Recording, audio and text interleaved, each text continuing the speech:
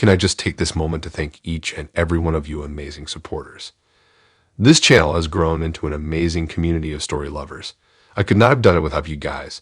If you haven't yet subscribed, then please be part of this journey and help us reach new heights.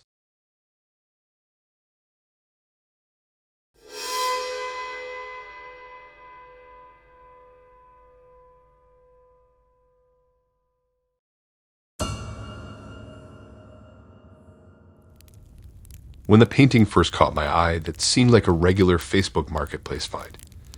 The abstract style featured bold smears of black across a stark white background. Something about the erratic brushstrokes resonated with me deeply. The seller hadn't listed an artist name or title, simply posting it as unique dark painting. Intrigued, I shot him a message to see if it was still available and arranged for a quick meetup. When I asked further details about the artwork, the man responded strangely, saying he was ready to be rid of the blasted thing. I chalked it up to another quirky marketplace interaction. Excited to see the painting in person, I grabbed the cash from my drawer and headed out the door. I arrived early at the bustling cafe, settling down with a coffee while awaiting the seller's arrival. Right on time, a tall man in a business suit strode through the door, canvas under his arm. He appeared like any ordinary professional you'd see on a weekday afternoon, but something about the way his eyes shifted around the room set me on edge. His insistence that we make the transaction quick only amplified my unease. Yet when he beamed at the cash in his hand, I reassured myself this was just an innocuous Facebook encounter. Taking the large, wrapped canvas from him, I felt an odd tingling energy under my fingers. Unwrapping the corner, I noticed the amorphous shapes on the black and white abstract piece almost resembled anguished, screaming faces. An involuntary chill went down my spine, though I knew not why. Removing more paper revealed layered brushstrokes with a frenetic chaos I found deeply compelling. Strange, dark, and fragmented as it was, I felt convinced in that moment that I must possess this peculiar painting. Back at home, I situated the canvas in my small living room, giving it prime position above the couch. Instantly, it dominated the entire space, both in size and somehow in aura. Try as I might, I couldn't take my eyes off its erratic patterns. The more I looked, the more emerging details enraptured me. Faces, images, and scenes blinked in and out of shape amidst the strokes. I'd squint, positive a discernible form appeared, only to find obscurity upon closer inspection. This optical illusion enthralled yet bewildered me. The painting sat perfectly in my peripheral vision line, causing my focus to drift to it involuntarily. I'd experienced frequent double takes as I moved about the room, often startling me by appearing to have shifted or changed while not looking directly. Yet somehow whenever I turned for a full head-on gaze, it seemed unchanged from before. This bizarre experience left me questioning my own perceptions. Still, an inexplicable force drew me toward it again and again. Compelled by forces unknown, I stood for longer and longer stretches, mesmerized in its chaotic depths. Over the following days, the artwork's pull on me strengthened to near obsessive levels. I found myself late to things, unable to tear myself from standing mesmerized by its depths. Work papers piled up untouched as I gazed for hours into its chaotic void. The bizarre phenomenon frightened me, yet I could not walk away. Soon, more alarming changes began happening around it. The smears rapidly formed truly gruesome scenes depicting my worst fears. I shuddered at bloody faces, bodies mangled horrifically by unseen forces. The worst part was that they resembled loved ones, echoing my most visceral phobias around losing them. Dark visions clouding my thoughts, I knew I must uncover why this happened before the madness took me completely. Scoring the seller's account, everything about him had vanished except for one old forgotten post.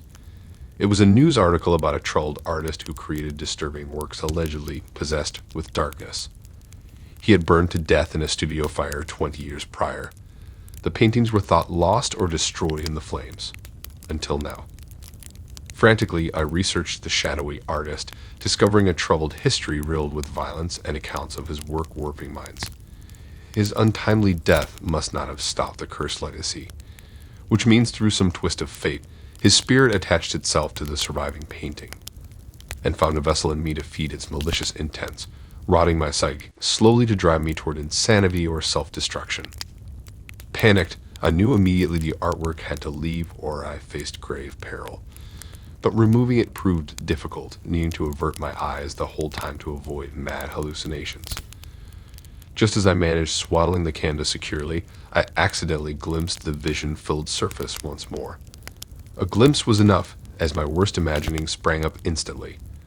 Loved ones' faces contorted, oozing vile black liquid as they melted into misshapen horrors right before my eyes. Their twisted mouths screeched at me, shadows creeping from every corner like ghastly arms to drag me into eternal darkness. I screamed soundlessly, the hideous sight freezing me in place despite desperately wanting to run. Suddenly a buzzing rang out, stirring me from paralysis. Leerily, I realized it was my phone's text tone.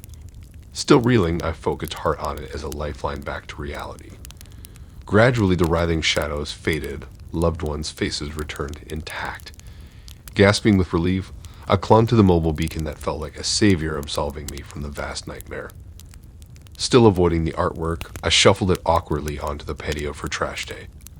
Only after it sat sealed far from me did I fully regain composure. Catching my breath at last, I swore never again to tempt darker, unknown forces by interacting with their unpredictable whims. Having witnessed what sinister minds could manifest from shadows, I now walk gratefully in rooms filled only with light's simple warmth and the true untainted faces of those I love.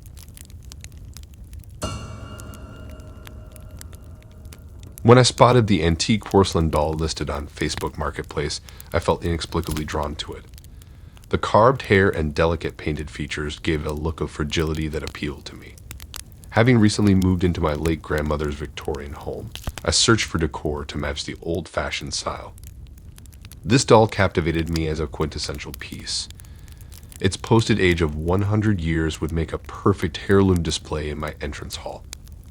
I messaged the seller, an elderly woman happy to part with a doll which reportedly held a long family history. We arranged a quick meetup, and soon I had my prize wrapped carefully in a box, placed gently on the passenger seat for the ride home. Back at the Victorian, I positioned the porcelain antique on an accent table by the front door. Admiring her lifelike qualities, I felt pleased to give this relic new purpose, putting guests in a time-warped mood entering here. Over the next week, I found myself drawn to it frequently as I passed by. At times I could square the doll's eyes darted to meet mine when I walked into a room, but dismissing that as illusion, I enjoyed conversing playfully with my new decorative companion. Until one evening when returning late from dinner out, the doll sat notably turned further to directly face the front door than before. I stood frozen in on knees, realizing there was no way her position could have shifted on a flat tabletop by itself. Yet somehow impossibly she had moved. Uneasily attempting to rationalize it away, I adjusted her back straight and carried on with my nightly routine. As the days passed, however, the odd occurrences kept increasing. Flickering lights, opened cabinets, misplaced items, small disturbances piled up daily. The Victorian's previous stillness gave way to an unsettling energy seeming to follow me from room to room. Approaching the doll one night, I jumped back in alarm when I swear I saw her head swaddle farther over her shoulder, as if craning to watch me walk by. Goosebumps covered my skin, realizing that years of family lore indicated this doll indeed lived cursed by a vengeful spirit. I recalled my grandmother's words to be wary of antiques carrying darkness from the past. Now convinced that malevolent energy attached itself to this doll long ago, I searched frantically for ways to sever the bond. Finding accounts of similar haunted dolls, I discovered only smashing it could break the curse by stopping the physical embodiment, allowing the spirit passage into this world. But bringing myself to destroy such a valuable antique proved difficult, even understanding the danger living inside. That hesitance almost became my downfall. When entering my bedroom later that week, I spotted the doll standing upright in the corner. My heart seized at not only witnessing it clearly move on its own, but now able to navigate free around the rooms. Our eyes met, hers clouded with cunning intention that chilled me to the core. Inching backwards out the door, I knew I needed to act tonight before things escalated further. Locating the doll later sitting prettily on the sofa, I steeled my nerves for what had to be done. Grabbing an iron fire poker, I confronted her directly, stating aloud why destruction must happen. Sympathy traces crossed my mind seeing her delicate face, but remembering the malice in her eyes that evening steeled my resolve. I raised the heavy rod over my head, aiming for her center, hoping to end this with one strong swing. But as I built momentum downward, an ear-splitting screech emanated from the doll, so shrill and deafening I lost my grip on the rod. It crashed to the floor, just missing her as I clasped my hands over my ears in agony.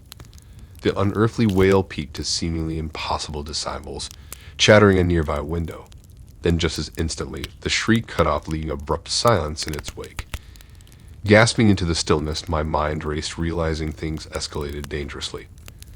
The spirit could no longer pretend innocence through a harmless plaything. This was pure rage and retaliation. I had to remove her presence from my home tonight before the activity strengthened beyond my control.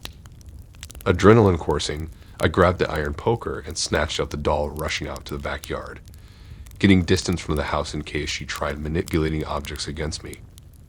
Under the moon's cold light, I dug a small hole in the dirt, placing her inside face down. As I lifted the poker to smash through the soil and porcelain, an icy palm grabbed my wrist from behind. I screamed and spun around, but no one was there. Still, I felt an invisible grip trying to wrench the rod from me. We struggled, me clinging desperately with frostbitten fingers. With a vengeful roar, I finally swung the poker down with my full might. It pierced the ground, cracking the doll into pieces muffled underneath. The cold hand instantly released, and I felt the air around me lighten as if a storm cloud had moved on. Gasping in the yard, I knew the deed was done. The doll smashed, the spirit severed from its conduit. Wearily, I shuffled back inside, body bruised but profoundly relieved to feel the atmosphere of my home return to its benign state. Order, stillness, and sanctuary enveloped me once again. Though I may never understand what bitterness first cursed that doll decades ago, at least for now the passing of its darkness meant I could finally rest in the grace of gentle light. My breath caught when I first spotted the ring listed on Facebook Marketplace. The band featured intricate vines with a large black opal at its center, emitting mesmerizing flashes of green and violet. Captivated by the stone's allure and liking vintage statement pieces, I messaged immediately to purchase this unique find. The seller, a woman named Amara, seemed almost reluctant to part with it, judging by her pensiveness at our brief porch exchange. When I commented on the opal's beauty, she simply nodded, wishing me well in a tone sounding more ominous warning than simple pleasantry. Initially, I wore the ring everywhere, enthralled as its mystic opal drew curious looks and compliments galore.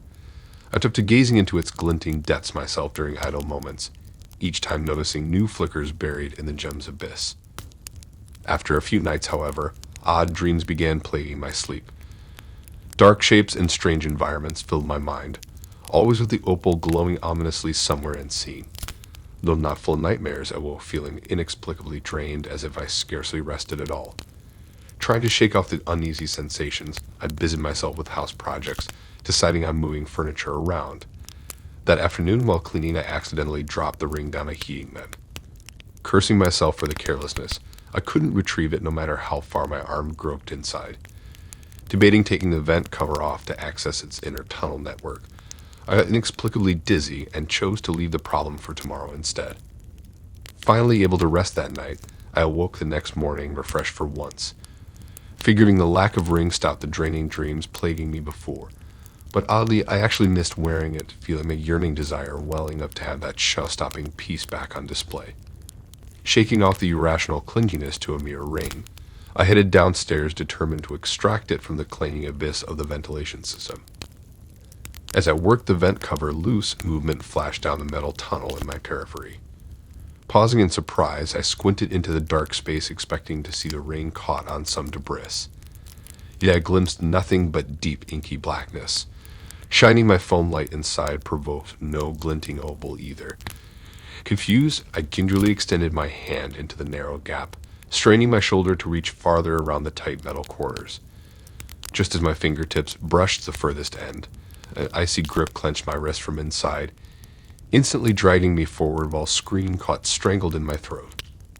Fighting panic, I wrenched wildly against the preternatural strength clutching me and slid my foot desperately against the wall, looking for leverage. I realized then that the opal's allure hid something more sinister, and I ignorantly let an object of unknown power into my home and onto my body. Some ancient thing awakened when I donned that stone and calmed through my dreams as vulnerability, now proving strong enough to channel aggression through solid metal. My efforts made no impact on loosening its hold, yanking me steadily farther into the claustrophobic metal maze. Then an overwhelming compulsion flooded my mind to put the ring back on and comply with whatever entity inhabited it, trading my free will to end this torturous tug of war ripping my joints. Just as my resolve teetered toward surrender, a blessed image of sunlight in my back porch appeared behind my eyes. With a burst of recalled joy, I thrust my free hand into my pocket, seizing my house key carved from a hotel tag years ago during a tropical vacation. Pressing the key desperately between our connected skin, I attempted scorching the icy flesh by focusing every neuron on channeling pure sunlight and warmth from that fond travel memory.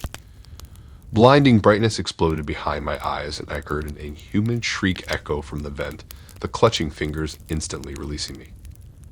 I fell onto my back, gasping for air, looking up at sunny porch vision still glowing above me somehow. As it slowly faded and consciousness returned fully, I peered once more into the now ordinary darkened vent. No movement, no glow, no entrapment awaited me inside.